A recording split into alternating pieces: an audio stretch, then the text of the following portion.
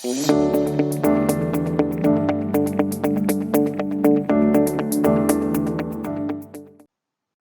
bendiciones. Bienvenidos nuevamente a esta aula virtual de Casa de Oración Cristiana, aula de escuela bíblica virtual, en donde estamos estudiando la palabra de Dios, ciertamente en el Evangelio de Mateo. Estamos en el capítulo 20, así que Biblia abierta en el capítulo 20 de Mateo.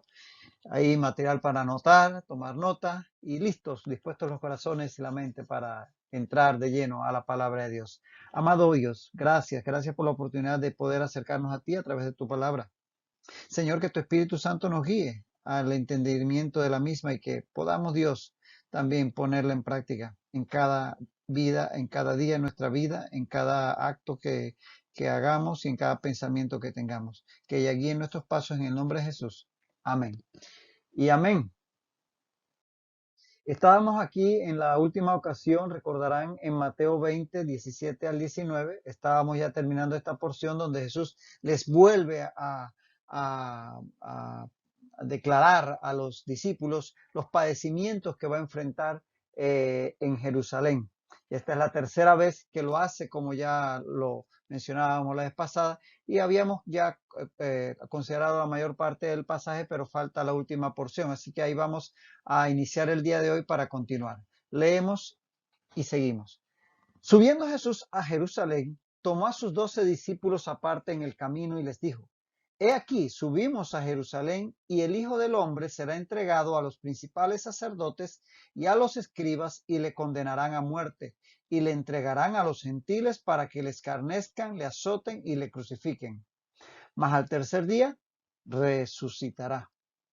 Ya decíamos que el texto había sido ya considerado en su mayor parte, pero falta la última porción. Dice, mas al tercer día resucitará. Cierra Jesús la declaración en este momento. Y es que al igual, decíamos que esta es la tercera vez que Jesús les declara a los discípulos todos los padecimientos que enfrentará en Jerusalén. Y al igual que en las dos ocasiones anteriores, también en esta ocasión finaliza afirmando su resurrección al tercer día. Lo puedes leer en Mateo 16, 21, donde dice, y resucitar al tercer día. Y en Mateo 17, 23, donde dice, mas al tercer día resucitará.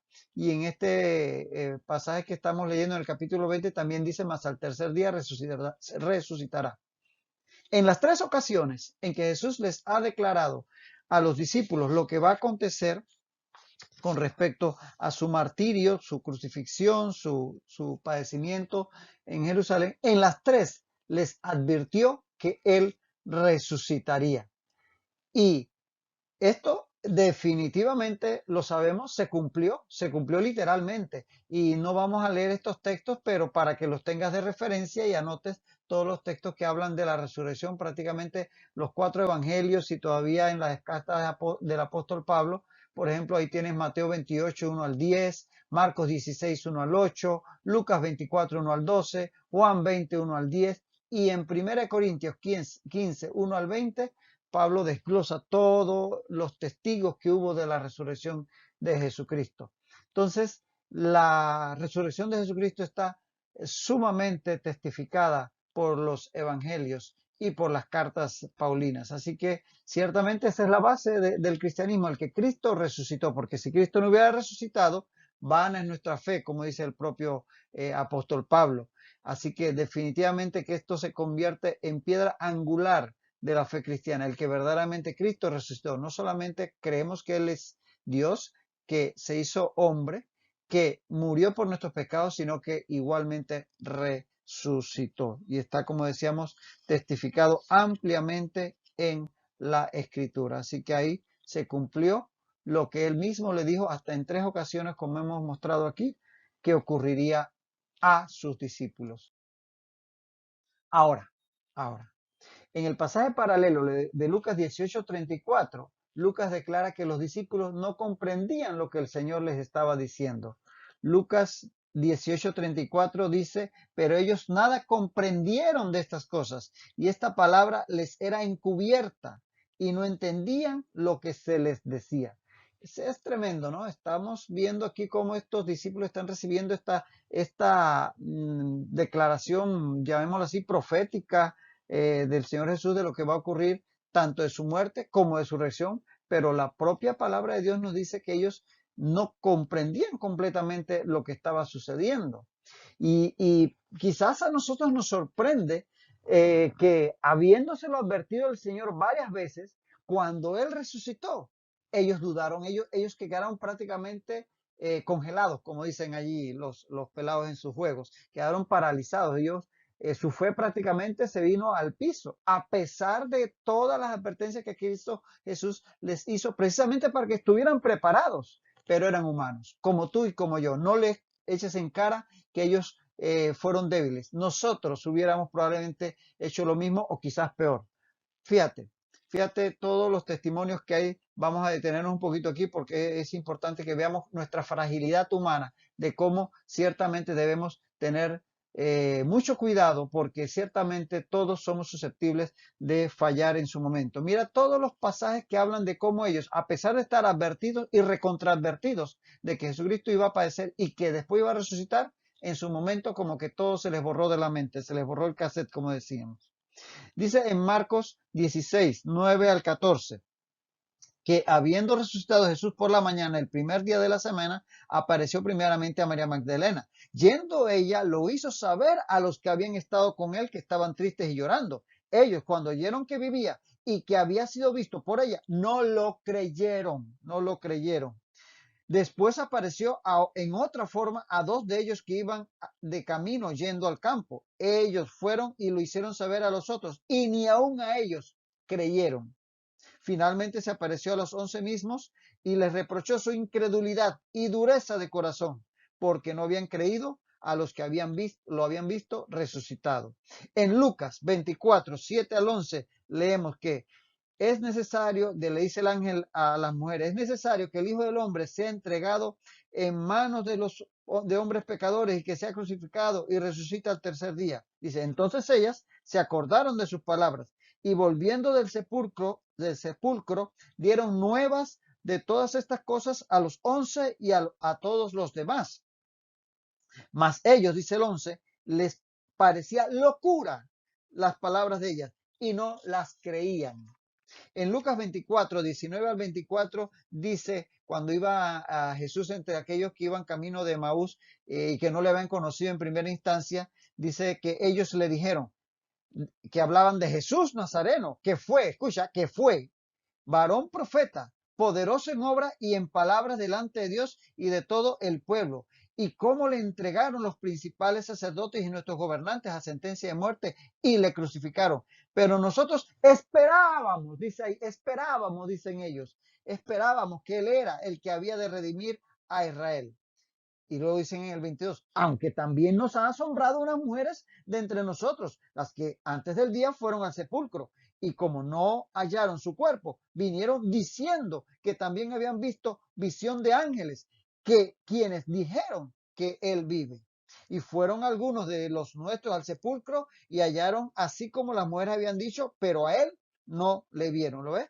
Mucha duda. Ellos dicen que Jesús fue varón, que ellos esperaban y nada que declaran una fe en la resurrección. En Juan 20, 8 al 9, en Juan 20, 8 al 9 dice que entonces entró también el otro discípulo que había venido primero al sepulcro y vio y creyó, porque aún no habían entendido, hasta ese momento que entran Juan y Pedro al sepulcro vacío, dice, aún no habían entendido la escritura, que era necesario que él resucitase de los muertos. ¿Lo ves? Hasta ese momento les cayó la moneda. En Juan 20, 24 al 25, dice que Tomás, uno de los 12, no estaba con ellos cuando Jesús vino. Le dijeron pues los otros discípulos, al Señor hemos visto. Él les dijo, si no viere en sus manos la señal de los clavos y metiere mi dedo en lugar de los clavos, y metiere mi dedo en el lugar de los clavos y metiere mi mano en su costado, no creeré. A veces decimos que Tomás es el incrédulo, pero todos estaban igualitos, todos estaban igualitos. Así que no pensamos que Tomás fue el único que dudó. Lo que pasa es que a él le tocó llegar al último, como dicen. En Juan 11, 23 al 24, Jesús le dijo, tu hermano resucitará. Aquí vamos a detenernos también un poquito para hacer entender o poder comprender, mejor dicho, que el problema está parte de que la mentalidad judía de aquella época entendía la resurrección como un evento que iba a ocurrir, pero en el final de los tiempos, una resurrección global, como ciertamente ocurrirá en su momento. No concebían la resurrección como un evento para el presente, de que una persona resucitara. Y la resurrección de una persona era concebido como algo imposible, tanto que cuando se dio la resurrección de Lázaro, ciertamente fue un milagro portentoso.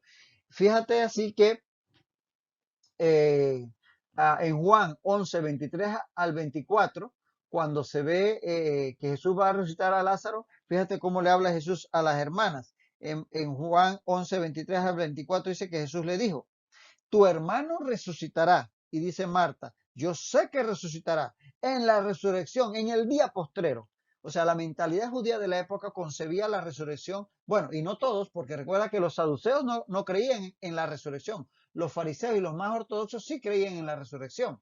Pero aún estos que creían en la resurrección de los muertos, solamente creían en una resurrección colectiva al final de los tiempos. Por eso, así en este pasaje de Juan 11, Marta le responde a Jesús. No esperaba que Jesús podía resucitar a Lázaro en ese momento. Así que esa era la mentalidad.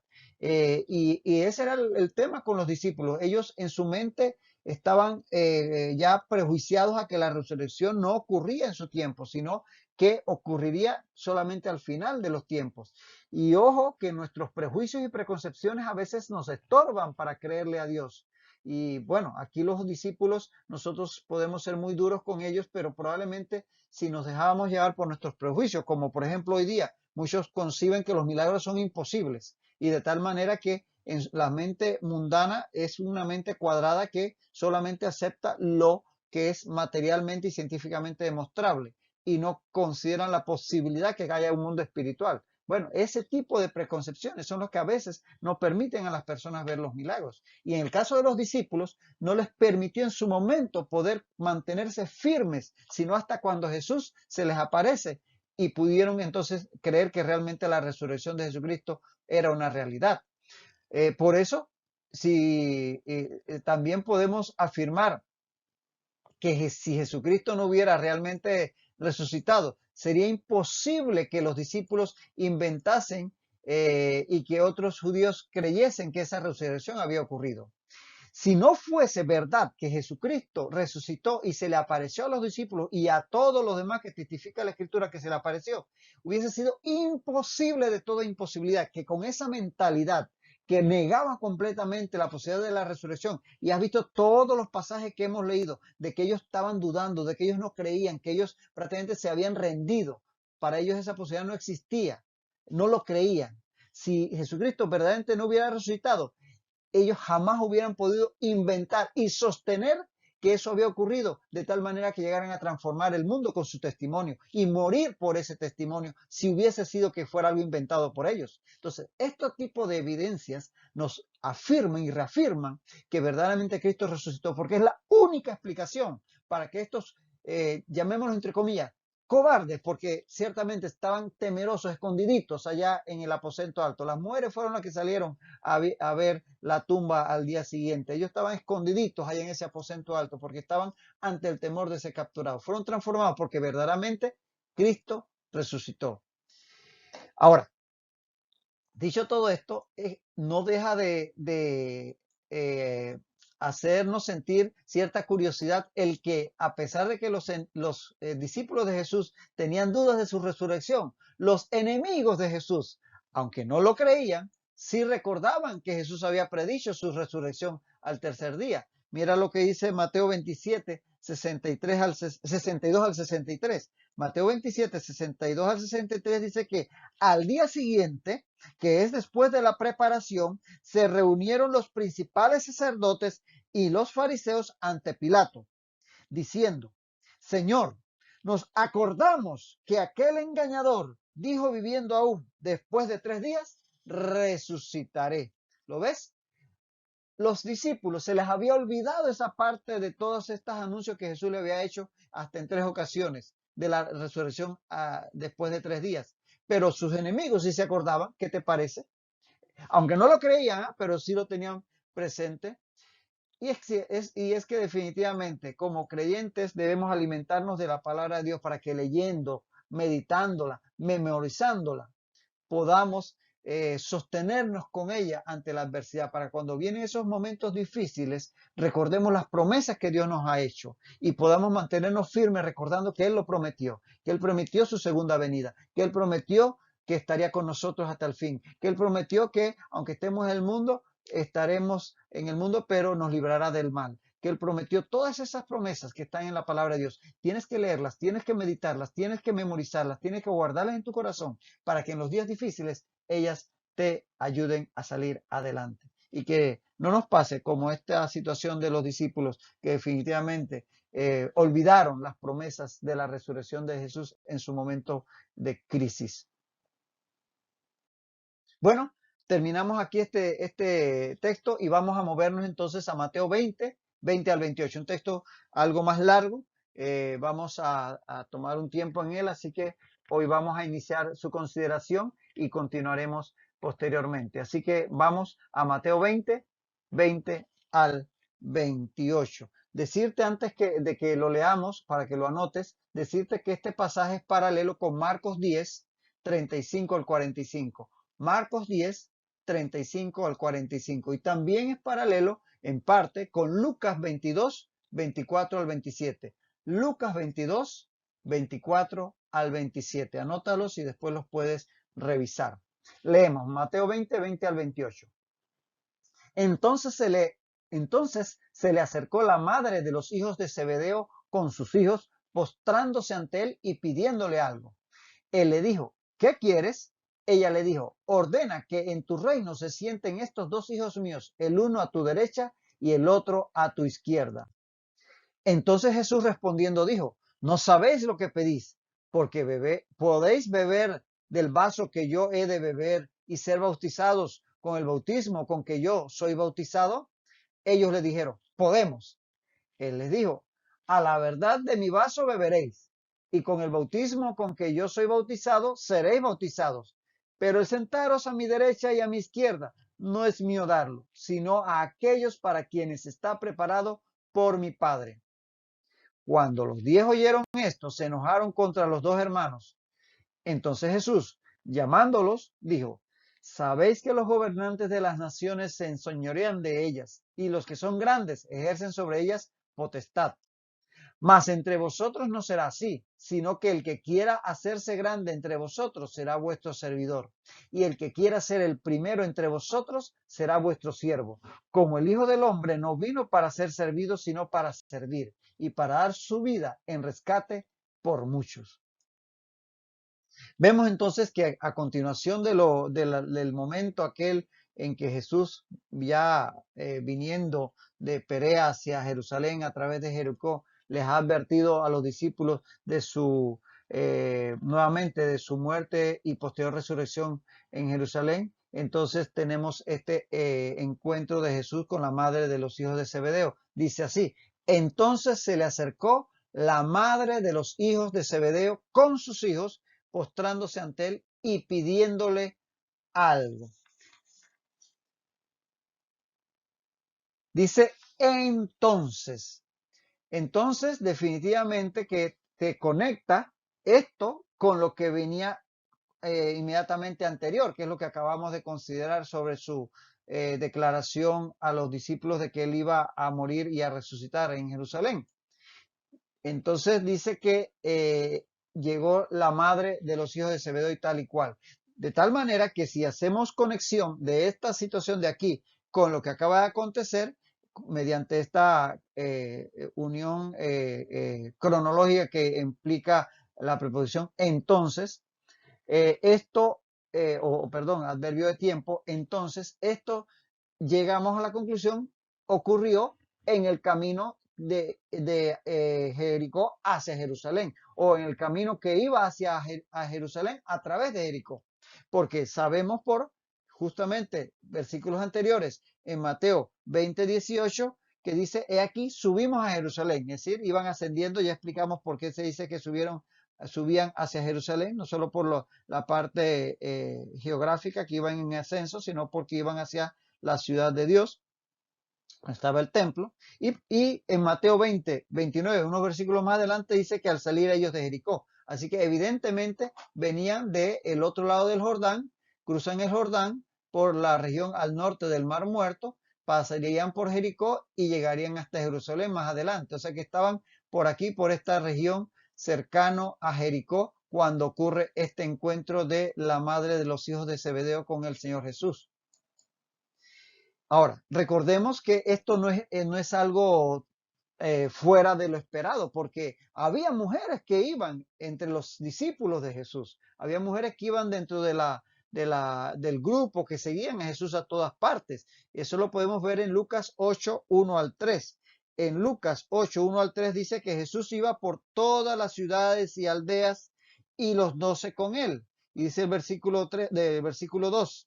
Y algunas mujeres, ahí mencionan a María, que se llamaba Magdalena, también mencionan en el versículo 3 a Juana, mujer de Chuza, y Susana, y otras muchas, que le servían de sus bienes. Fíjate tú, obviamente, iban los 12 discípulos, pero iban muchos más seguidores, algunos verdaderos seguidores, otros parte de la multitud que sencillamente iban buscando sus beneficios. Pero iban muchas mujeres que no solamente acompañaban, sino que les servían incluso de sus bienes, dice allí. Entonces, no nos extrañe que aquí esté la madre de los hijos de Zebedeo entre este grupo de mujeres que iban acompañando a Jesús y a sus discípulos. Discípulas, ellas también del Señor Jesús. Dice la madre de los hijos de Zebedeo, es como la llama la escritura aquí en este texto y en los paralelos, la madre de los hijos de Zebedeo. Es curioso porque el que no se le llama, porque serían, no sé, muchos comentaristas bíblicos llaman la atención de por qué no llamarla sencillamente la esposa de Zebedeo o la mujer de Zebedeo, porque pues ciertamente era esa su relación primaria. Como consecuencia de esa tenía sus hijos.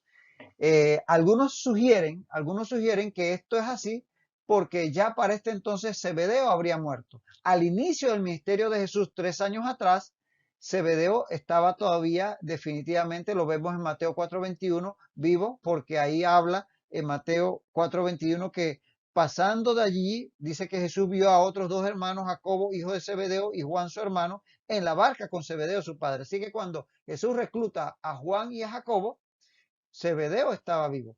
Puede ser, no lo sabemos, que hubiera muerto en el interín de estos 3 años de ministerio, y quizás por eso su esposa, la madre de Juan y Jacobo, habiendo muerto su esposo, sencillamente decide quizás vender la barca, vender sus bienes y unirse al séquito del Señor Jesús. No lo sabemos, pero da para pensar. Da para pensar esto que se le llame la madre de los hijos de Zebedeo y no la esposa de Zebedeo. Y ciertamente el que caminase junto con el grupo de Jesús, sugiere que Zebedeo habría muerto en ese interín de estos 3 años. Ahora, ¿quién era esta madre de los hijos de Zebedeo? Fíjate que es muy probable si comparas Mateo 27:56, Marcos 15:40 y Juan 19:25, que se trate de Salomé, hermana de María, la madre de Jesús. Vamos a ver esos 3 versículos. Esos 3 versículos hablan de estas mujeres que estaban ante la crucifixión de Jesucristo acompañando a María, su madre.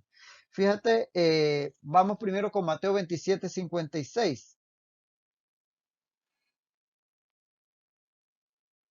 Mateo 27:56 dice, entre las cuales, recuerda, las mujeres que estaban ante la cruz de Cristo, entre las cuales estaban María Magdalena, María, la madre de Jacobo y de José, ese es otro Jacobo, y el Jacobo el menor, y José, y la madre de los hijos de Zebedeo.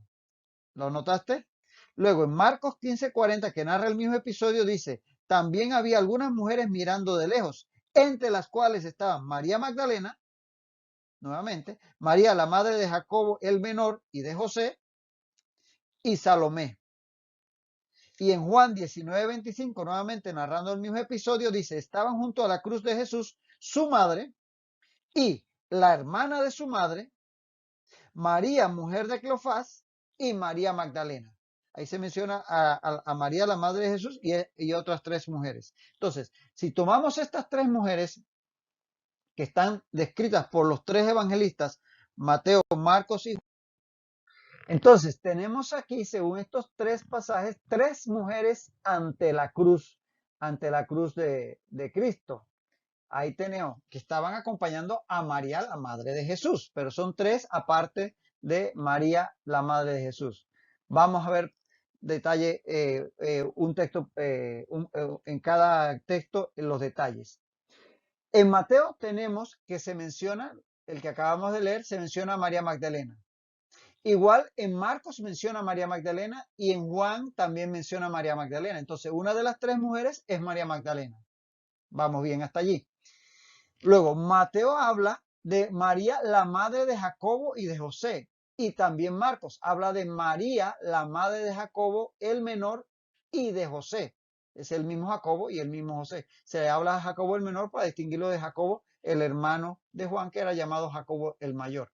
Entonces, esta María es la misma. Y acá dice Juan, María, la madre de Cleofás. De tal manera que esta segunda María que menciona Juan tiene que ser la María, madre de Jacobo y de José, que era mujer de Cleofás. Y finalmente, los tres mencionan a una tercera mujer. Mateo la llama la madre de los hijos de Zebedeo, Marcos la llama Salomé y Juan la llama la hermana de la madre de Jesús. Por tanto, por simple deducción, y en esto están de acuerdo la mayoría de los comentaristas bíblicos, por simple deducción, si habían tres mujeres acompañando a María, la madre de Jesús, ante la cruz, una sería María Magdalena, otra sería María, la madre de Jacobo y de José, y la tercera sería Salomé, la madre de los hijos de Zebedeo, que según Juan, que tenía por qué saberlo, era la hermana de la madre de Jesús, o sea, la madre de Juan y de Jacobo. Así que tenemos por deducción que la madre de Jacobo y de Juan, de los hijos de Zebedeo, era Salomé, hermana de la madre de Jesús, de tal manera que de esto deduciríamos que esta Salomé, esposa de Zebedeo, era hermana de María, por tanto tía de Jesús, y que Juan y Jacobo serían primos de Jesús. Es la deducción a la cual llega la mayoría por estos tres pasajes paralelos en donde se mencionan estas tres mujeres. Entonces, aquí vemos que según Mateo, la petición la hizo la madre de los hijos de Zebedeo, Jacobo y Juan. Pero en Marcos se nos dice que fueron los hijos de Zebedeo. En Marcos 10:35 dice que entonces Jacobo y Juan, hijos de Zebedeo, se le acercaron diciendo, maestro, querríamos que nos haga lo que pidiéramos.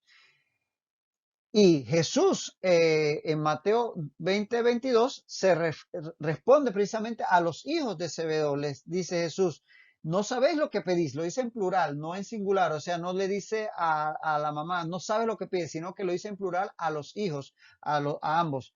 De tal manera que se está refiriendo aquí a los hijos porque los hijos estaban allí con la petición. La deducción lógica es que tanto madre como hijos vinieron con la petición a Jesús. Entonces fueron los tres los que se acercaron a Jesús para pedirle. Mateo recalca el papel de la madre y Marcos la de los hijos. Ahora, la presencia de la madre aquí activamente en el séquito de Jesús sugiere que Jacobo y Juan y posiblemente los demás discípulos eran hombres jóvenes, probablemente en sus 20s. Así que no eran ningunos viejos como a veces los pintan por ahí en los cuadros clásicos. Seguramente eran hombres jóvenes, de menores incluso que el Señor Jesús, que estaba en sus 30. Ahora, el que Juan y Jacobo hicieran esta petición evidencia que los discípulos no consideraron que las afirmaciones de Jesús en Mateo 16 y 18, cuando dijo que a Pedro que sobre esta roca estableceré mi iglesia, refiriéndose a la declaración de que Pedro había dicho que él era el Hijo del Dios viviente. Esta petición de Juan y Jacobo evidencia que ellos no habían considerado que esa afirmación de Jesús se refería a Pedro, como algunos quieren arguir, porque si ya hubiese asumido que Pedro había sido establecido como el Señor, como cabeza de la iglesia, ya para qué pedir esos lugares. Entonces, la petición de los discípulos, de los hijos de Zebedeo, Juan y Jacobo, nos dice que dentro del cuerpo apostólico no había la conciencia de que Pedro fuera más que ninguno otro, como algunos afirman que a partir de esa declaración de Mateo 16, 18, a Jesús lo había declarado así. Bueno, vamos a detenernos aquí por ahora. Aquí continuaremos la próxima ocasión. Hasta entonces, que el Señor te bendiga ricamente.